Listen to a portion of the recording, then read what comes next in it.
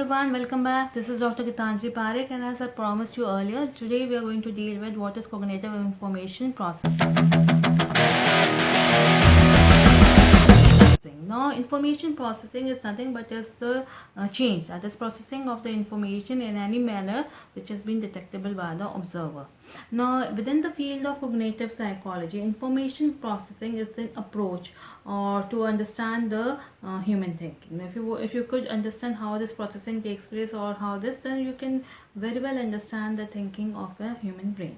Now, in these studies, they actually started in 1940s and 50s, and they were interested to know like how this learning takes place, how the one learns, how acquires new information, retains them, and selects them or puts them in for the long-term uses. Now, if this can be understood, now one can choose what kind of information can be useful in future and can only put those information in your mind, right? Neither in 1967, now he happens to be the one of the influential researchers in the field of cognitive psychology, and he has defined it as a study of how the people encode, they structure, store, retrieve or use or otherwise learn knowledge. Now, cognitive psychologists, they have hypothesized there are different variables or sets of variables between environment and behavior, and there are different contrasting behavior theories for it. But there are certain principles of information processing, and these are those principles which are being widely used. Means to say, everyone believes that these are true and they follow it. First assumption is that the mental system it has a limited capacity. Now it is not that something that it's overflowing, etc. It is not that, and that means that the amount of information that can be processed by the system is constrained or in an important way. So there are restrictions to it in the flow of processing of the information. Now it only occurs at specific points and not always.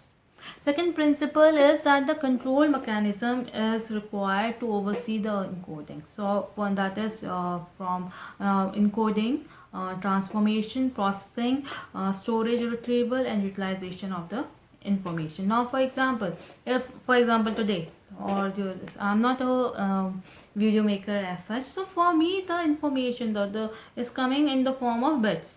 So it's not that easy. Now, what if I had been using it accustomedly, doing it every now and then, now it would have been a habit. For example, you're doing it, I can make it much more simpler. Now, if you're driving or learning to drive a car or a bike, what happens is, few initial days you are not comfortable, you have to say this is that, and how I have to move. But later on, when you get into accustomed to it, it's becomes smooth. You do not require, now I have to put this gear on, now I have to put the accelerator, or I have to decrease the speed, something like that. You have to not to do that. So same is the case with your mind. Thirdly is that there is a two-way flow of your information. First is your bottom-up processing. Bottom-up processing means from the different sense organs, the information goes to your brain to be analyzed. Second is top-down processing. From top-down processing is from that information is processed from or is passed from brain to your different organs. Now you do this thing up. Now, this can be very well understood in the form of inductive reasoning or deductive reasoning. In the inductive reasoning, what is yes, you go from specific things to generalization. Whereas in deductive reasoning, what happens, from general principle you go on to the specific examples. Then the fourth principle is that and it has been generally be accepted by all the psychologists, and that it is genetically prepared.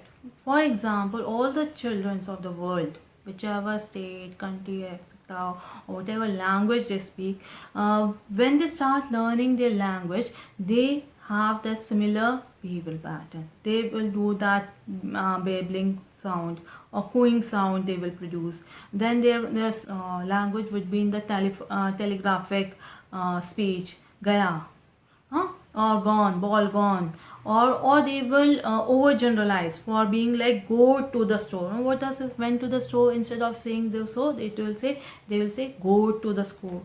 So same kind of words, etc., they would be using it. So this you will be learning in the different language development chapter, but this is how it is.